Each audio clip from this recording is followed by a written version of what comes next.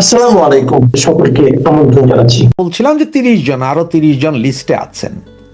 দেখেন, আমি এর আগে বেশ কয়েকটা ভিডিওতে বলেছিলাম তারেকের, মানে তারেক জিয়া, বর্তমান আমাদের প্রধানমন্ত্রী, মাননীয় প্রধানমন্ত্রী তারেক জিয়া, ওনার এক দাঁতের বুদ্ধিও কারো কাছে নাই। কারো কাছে বলতে বর্তমান সময়ের যতগুলো রাজনৈতিক দল আছে কারো কাছে নাই। আর আমাদের অবস্থা নাই বললাম, তা আপনারাই ভালো বলতে পারেন। তার কারণ হচ্ছে কি জানেন? একটা জিনিস আপনাদের অনেকে জানেন, অনেকে জানেন না, তবে স্মরণ করাই দিয়ে আপনাদেরকে।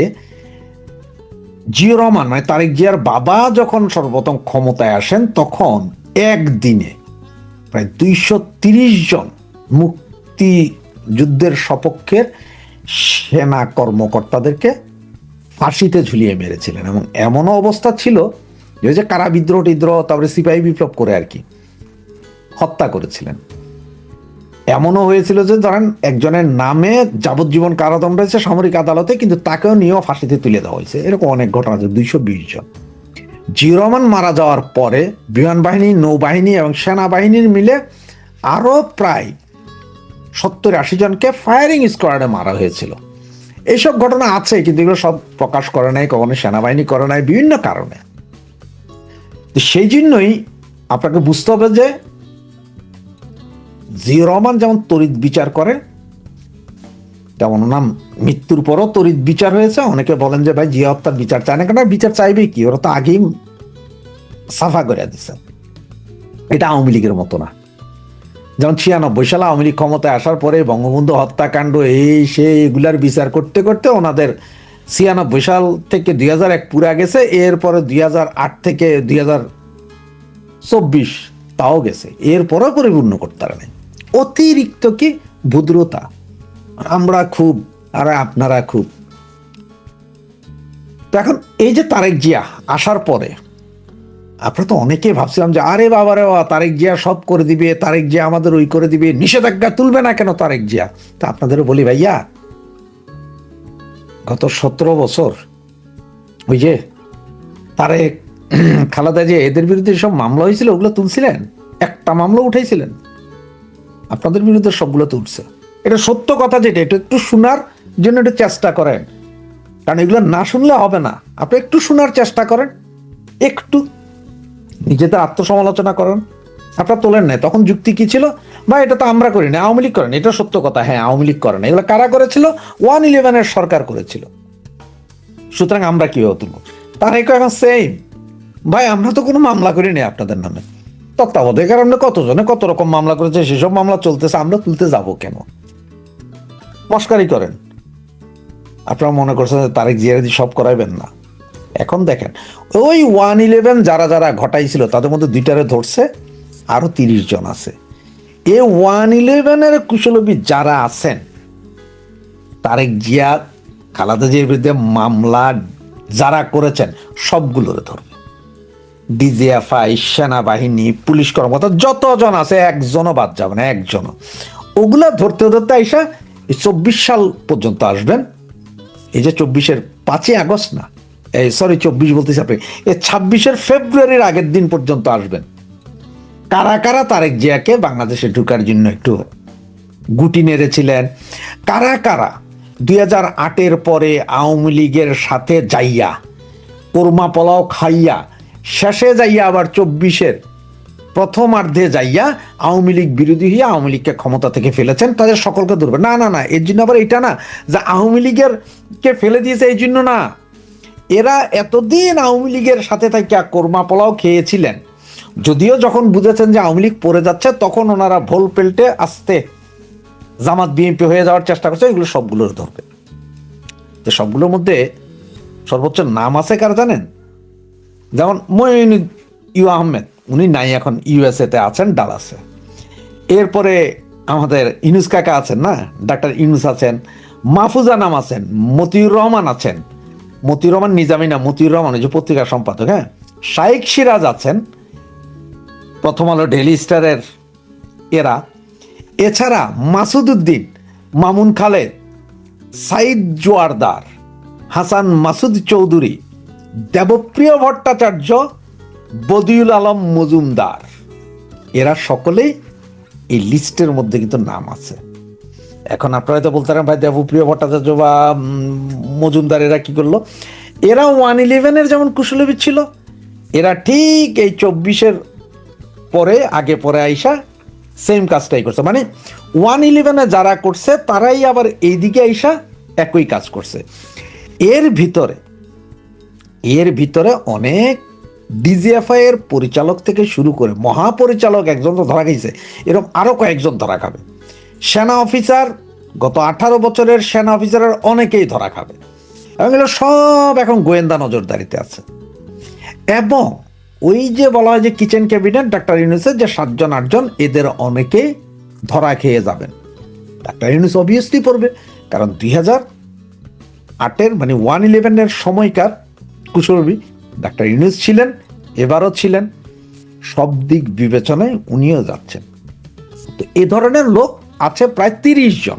আপনাদের কিছু নাম তো বললাম, এছাড়াও আরো 15-20 জনের নাম আছে, যাদের নামগুলো এখনই বলা যাচ্ছে না বা বলতে পারছি না। অনেকে হয়তো বলে দিবে, কিন্তু এদের সকলকে ধরবে, এদের সকলের বিচার হবে। কারণ হচ্ছে তারেক সেটা ভুলে নাই। তারেকের সাথে কারা কারা বেয়াদবি করেছিল, কারা কারা হাত তুলেছিল গায়ে, তার মায়ের সাথে কারা কারা গায়ে হাত তোলার মতো অবস্থা করেছিল, কারা তার মাকে, তারেক রহমানের মাকে বাধ্য করেছিল যে 2008-এর ইলেকশনে আসার জন্য, কারা তারেক রহমান এবং কোকোকে এই দেশ থেকে বিদেশে পাঠিয়ে দিয়েছিল, চিকিৎসার অভাবে থাকতে হয়েছিল বাংলাদেশে, একজনও বাদ যাবে না। নট এ সিঙ্গেল ম্যান, কেউ বাদ যাবে না।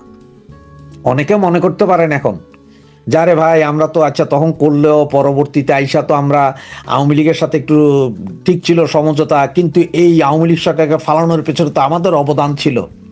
সব তারেক জানে, কিন্তু আপনারা যে অবদান ছিল সেটাও জানে। আহা, আপনাদের অবদানের কারণেই তারেক রহমান ক্ষমতায় এসে বসেছেন, কিন্তু তারেক রহমান এটা জানে যে আপনারাই 111 ঘটানোর মূল কারিগর ছিলেন।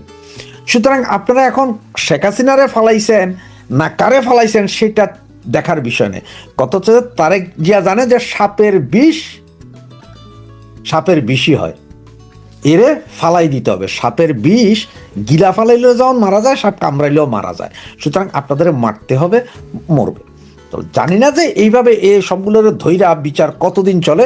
তো আমার মনে হয় কি জানেন, যে তারেক আওয়ামী লীগের চেয়ে 1000 গুণ এক্সপার্ট। ওই যে বললাম এক দাঁতের বুদ্ধি আওয়ামী লীগের কারো নাই, তারেকের এক দাঁতের বুদ্ধি আওয়ামী লীগের নাই। এমনভাবে সাইজ করবে 111-এর সময় যারা ছিলেন, গত 15 বছরে যেসব কুশলীবিরা কোরমা পোলাও খাইছেন, যারা ওই সময়ও ফেলছেন এই সময় আইসাও ফেলছেন, এদের সবগুলাই মারা পড়বেন তারেক জিয়ার হাতে। এবং তারেক এটার প্রতিশোধ এই জন্যই নিবে, কারা তারেকের পরিবারের সাথে অন্যায় করেছিলেন, কারা তারেকের শ্বশুরকে মারার পিছনে অবদান রেখেছিলেন, কারা কারা তার মামা খালা ফুফু এদের সাথে বেয়াদবি করেছিলেন, আপনাদের সবাইরে ধরবে। এবং সবচেয়ে মজার বিষয় কি জানেন, কারা কারা খালেদা জিয়ার সেই বাড়ি ভাঙার সময়, ওই যে বাড়ি ক্যান্টনমেন্টের বাড়ি ভাঙার সময় কারা কারা হায় হায় হই হই করেছিলেন, সকলেই ধরা খাবে, সকলেরই বিচার এই তারেক করে যাবে। আর সেটা সর্বোচ্চ 3 মাসের ভেতরে আপনারা দেখবেন যে 30 জন ধরা খেয়েছে, 2 জন ধরা খেয়েছে, আগামী 1 সপ্তাহের ভিতরে আরো 5-7 জন ধরা খাইতে দেখবেন। শুধু দেখতে পারবেন বিচার কি হবে সেটা, এবং বিচার হবে ওদের মধ্যে ধুমাধুম, ফাঁসিও হবে অনেকের, সাজাও হয়ে যাবে অনেকের, এটা শুধু দেখবেন। এটা হচ্ছে যে I have a plan. Tarek একটা কথা বলেছিল যে তারেকের কাছে একটা প্ল্যান আছে। এইটা এর মধ্যে অনেক কুশলী ব্যাপার জামাতের কাছাকাছি আছে, সেটা তারেক জানে। কারণ হচ্ছে 111-এর সরকারের সময়ও জামাত যেমন বেনিফিশিয়ারি ছিল, 24-এর সময়ও জামাত বেনিফিশিয়ারি ছিল। তো এগুলো সবগুলোর কাঁধের উপর এখন তারেকের নিঃশ্বাস পড়ছে। খুব ভদ্র জেন্টেলি কাম ঘটাই দিবে। দুর্নীতির মামলা, মানব পাচার মামলা, নারী নির্যাতনের মামলা, অমুক মামলা তমুক মামলা, কে যে কখন কোন মামলায় ধরা খাবেন কেউ বুঝতে পারবেন না। তবে ধরাও খাবেন, বিচারও হয়ে যাবে, ঝুলেও যাবেন কতজন। এখন সেটাই দেখেন। সেই পর্যন্ত আমরা একটু ওয়েট করি। আগামী 2-3 মাস মানে হানিমুন পিরিয়ডের ভিতরে আরো কি কি হয় সেটা দেখার জন্য ওয়েট করুন। প্রথমেই শুরু করি, শেখ হাসিনা বিষাদগ্রস্ত কেন? তিনি বিষাদগ্রস্ত এই কারণে, প্রায় 2 দশক, প্রায় 17 বছর মানে প্রায় 2 দশক তিনি প্রধানমন্ত্রী হিসেবে দেশ চালিয়েছেন। এখন দেশের সামনে যে কঠিন চ্যালেঞ্জ, সেটাও কিন্তু উনি মর্মে মর্মে বুঝতে পারছেন। এখানে বসে উনি সব খবর পান, 5 মিনিটের মধ্যে সব খবর চলে আসে দেশ থেকে। তো সামনে যে কঠিন অবস্থা, সেই অবস্থার পরিপ্রেক্ষিতে তিনি খুব বিষণ্ণ এবং বিষাদগ্রস্ত আরো কারণ আছে। সেটা হচ্ছে বাংলাদেশ এখন একটা অস্থির পরিস্থিতির মধ্যে দিয়ে যাচ্ছে। এইভাবে যে 6টা মাস আজ চলতে থাকে, তাহলে বাংলাদেশে দুর্ভিক্ষ অনিবার্য, কেউ ঠেকাতে পারবে না।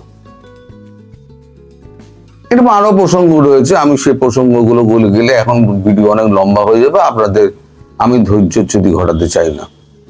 এবারে আসি তিনি প্রফুল্ল কি কারণে। তিনি প্রফুল্ল এই কারণে যে তিনি যা বলতেন তখন সব বিষময় মনে হতো।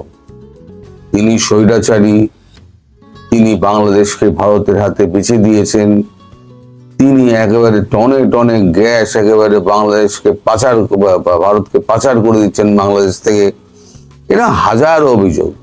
তার বিরুদ্ধে কাগজ কিন্তু কলম খুলে লিখত, আর সোশ্যাল মিডিয়া যারা চালান তারা সব একেবারে মুখর হয়েছিল তার সমালোচনায়। এখন যদিও সবাই পাল্টি খেয়ে গেছে, ঝাড় খাওয়ার পর সব সোশ্যাল মিডিয়া যারা দেখছেন না, এককালে কিন্তু ইউনূসের মাথায় ছাতা ধরেছিলেন তখন, এখন সব তারা পাল্টি খাচ্ছে। কিন্তু আমি আমার অবস্থান বদলাইনি। আপনারা আমাকে যাই গালাগালি দিন না কেন, আমি আমার অবস্থান বদলাইনি। তো এখন তিনি যখন বলেছিলেন যে আমাকে একটা বিদেশি সংস্থা, বিদেশি সাদা চামড়ার মানুষ আমায় বলেছিলেন সেন্ট মার্টিন দ্বীপটা আপনি দিয়ে দিন, আমি মুখের ওপর না বলে দিয়েছিলাম। পিটার হাস তার পেছনে চাকর বাকরের মতো ঘুরে বেড়াতেন, আপনারা সবাই জানেন, আমার বলার প্রয়োজন নেই। এখন এই যে ডিপ স্টেটের ব্যাপারটা, সেই ব্যাপারটা কালকে ফাঁস করে দিয়েছেন আমাদের 26 অক্ষরের আসিফ মামুর সজীব ভুঁইয়া। এখন আমার মনে পড়ে গেছে নামটা, এতবার উচ্চারিত হয়েছে নামটা, এখন আমার মুখস্থ হয়ে গেছে। এই 26 অক্ষর কালকে একদম পরিষ্কার বলে দিয়েছে যে এর পেছনে ডিপ স্টেট ছিল, এবং ডিপ স্টেট কাদের কাদের মাধ্যমে এই বিপ্লবটা ঘটিয়েছে। সেখানে কিন্তু তারা বলেছে এনসিপি জড়িত নয়। তা বাবা, এনসিপি যদি জড়িত না হয় ভাইপো আমার, তাহলে পরে তুমি জানলা কি করে? আমি অনেক আগে বলেছিলাম দর্শক, যে যারা এই ক্ষমতায় পরবর্তী নির্বাচনে যারা ক্ষমতায় যেতে পারবে না, তারাই কিন্তু ভান্ডাফোড় করবে। দেখুন এতদিন বাদে কিন্তু মিলল। এটা কিন্তু মাস 4-5 আগে আমি বলেছিলাম, যারা ক্ষমতায় যেতে পারবে না তারাই ভান্ডাফোড় করবে। এই ভান্ডাটা ফোড় করলেন গিয়ে, পান্ডাটা ফোড় করলেন আমাদের কি বলে 26 অক্ষর। তিনি আরো বলেছেন যে সমস্ত এই যত কাজকর্ম হয়েছে কাদেরকে সরাতে হবে, কাদের বসাতে হবে, এবং তিনি ক্ষোভ প্রকাশ করেছেন যে পূর্ব উপদেষ্টাদের মধ্যে 2 জনকে এখানে সম্মানিত মন্ত্রী করা হয়েছে, তাতেও তারা অসম্মানিত বোধ করেছেন, এটা তারা প্রকাশ করতে বাধ্য হয়েছেন। তো যাই হোক, এখন এইটা যখন সত্যি প্রমাণিত হচ্ছে, তখন ওনার প্রফুল্লতা বাড়ছে। এবং আরো একটি কারণ আছে প্রফুল্লতা বাড়ার। আরো একটি কারণ হচ্ছে তারেক রহমান আমাদের খাদ্যমন্ত্রী পীযূষ গোয়ালকে একটি চিঠি পাঠিয়েছিলেন। চিঠিটা তার মর্মার্থ ছিল, পুরো চিঠিটাই বলবো না, চিঠির মর্মার্থ ছিল যে ভারত যেন বাংলাদেশকে ক্রেডিট লাইন দেয়, মানে ক্রেডিট লাইনের সুবিধা দেয়। এই ক্রেডিট লাইনের সুবিধা কি, যেমন বাংলাদেশকে, যেমন শেখ হাসিনা যখন প্রধানমন্ত্রী ছিলেন বাংলাদেশকে ক্রেডিট লাইন দেওয়া হয়েছিল, অনেক টাকার ক্রেডিট লাইন দেওয়া হয়েছিল, আমি অ্যামাউন্টটা আমার ঠিক মনে নেই এই মুহূর্তে। ক্রেডিট লাইনের অর্থ কি, আমি মালটা আপনাকে দিলাম, আপনি বেচার পর আপনি আমাকে টাকাটা দিয়ে দেবেন, এটা হচ্ছে ক্রেডিট লাইন। তা এখন উনি একটা ক্রেডিট লাইন চেয়েছেন ম্যাসিভ পরিমাণের, কারণ বাংলাদেশের হাতে এখন টাকা নেই।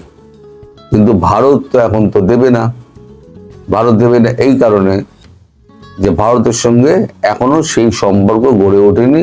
কিন্তু এটাও পরিষ্কার যে আস্তে আস্তে কিন্তু এই তারেক রহমানের সঙ্গে ভারতের দূরত্ব কিন্তু বাড়তে শুরু করেছে। আমি খবরটা আজকে বললাম, আপনারা ভবিষ্যতে মিলিয়ে দেবেন, তারেক রহমানের সঙ্গে কিন্তু ভবিষ্যতে কিন্তু বড় গন্ডগোল একটা তৈরি হবে ভারতের, এবং তারেক রহমান কিন্তু টিকতে পারবেন না। ভারতবর্ষের সাহায্য ছাড়া তারেক রহমান টিকতে পারবেন না। তো যাই হোক, এখন এই যে আমাদের 8 তারিখে যে খলিলুর রহমান আসছেন, যিনি আমাদের দেশে জয়শঙ্করের সাথে দেখা করতে মরিশাস যাওয়ার পথে, সেখানে তার জন্য কিন্তু বিশেষ প্রশ্নমালা তৈরি করা আছে, অনেক প্রশ্ন তৈরি করা আছে। যেমন একটা আমি বলছি, উনি 12 ঘন্টার নাম করে উনি 3 দিন কাটালেন টার্কিতে কাটিয়ে ভারতের যে সমস্ত শত্রু, যারা যে সমস্ত কোম্পানি রয়েছে, লোন কোম্পানি রয়েছে, তাদের সঙ্গে উনি বৈঠক করেছেন। তাদের সঙ্গে কেন উনি বৈঠক করলেন? ভারতের গালে একবার চুমু খাচ্ছ, একবার টার্কির গালে চুমু খাচ্ছ, একবার গিয়ে তুমি তারেক রহমানের গালে চুমু খাচ্ছ। দেখুন, চালাকি বেশি দিন কিন্তু মানে স্থায়ী থাকে না, চালাকি কিন্তু ধরা পড়ে যাবেই।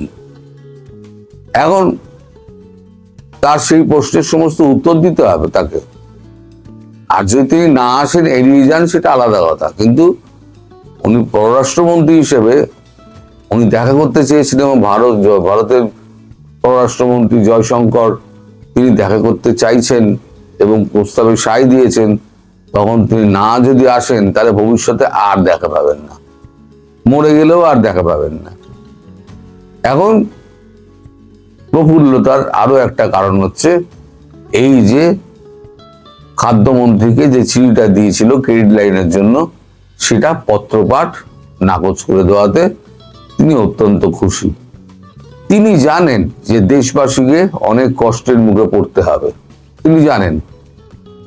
তো তিনি এটাও দেখতে চান যে এই যে প্রায় 2 দশক 17 বছর মহিলা প্রধানমন্ত্রী থাকাকালীন অনেকের গায়ে অনেক জ্বালা হয়েছিল, তখন সবকিছু ভারতকে বেছে দেওয়া হচ্ছে, ভারতের উন্নয়নের পেছনে বাংলাদেশ, আচ্ছা কি বলে পদ্মা বীজ যে তৈরি করেছিলেন এত কষ্ট করে, সেটা নেই, কোনো মূল্যায়িতই হয়নি।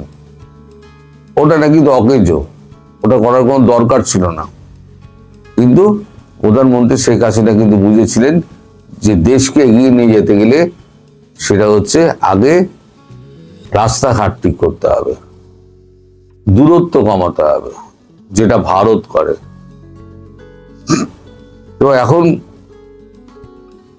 শেখ হাসিনা তিনি সুস্থ আছেন, তিনি ভালো আছেন, এবং তিনি বেশ মজা ভোগ করছেন। তিনি বলছেন যে আরো একটু পুরুষ প্রধানমন্ত্রী হিসেবে তারেক রহমান দেশ চালাক। আমি তো মহিলা প্রধানমন্ত্রী ছিলাম, মেয়েদের উপরে প্রচুর রাগ। তা একটা মহিলা প্রধানমন্ত্রী দেশকে এই উন্নতির শিখরে নিয়ে গিয়েছিল, তাকে দেশ থেকে তাড়ানোর জন্য ডিপ স্টেটকে দিয়ে, ডিপ স্টেটের পয়সা খেয়ে এরা আমাকে উৎখাত করার চেষ্টা করেছে। এখন তো পুরুষ প্রধানমন্ত্রী আছে, তিনি দেশ চালান, আমিও 6 মাস দেখি কেমন দেশটা চলে। যখন দুর্ভিক্ষ টুর্ভিক্ষ লাগবে তখন দেশের লোক যখন লাঠি বাঁশ নিয়ে নামবে তখন বুঝে যাবে যে তারেক রহমান কত বড় তিনি মানে ধৈর্যশীল মানুষ এবং তিনি কতটা কন্ট্রোল করতে পারেন। আপাতত এর বেশি আমি আর কিছু বলবো না। আমি এমনি বলেছিলাম শেখ হাসিনা নিয়ে কোনো কথা আমি বলবো না, কিন্তু যেহেতু ওই 26 অক্ষর নামটি সমস্ত ফাঁস করে দিয়েছে, তাই আমি এই কথাটি বললাম। এবং তিনি যে প্রফুল্ল এবং বিষাদময় সেই খবরটিও কিন্তু আমি পেয়েছি।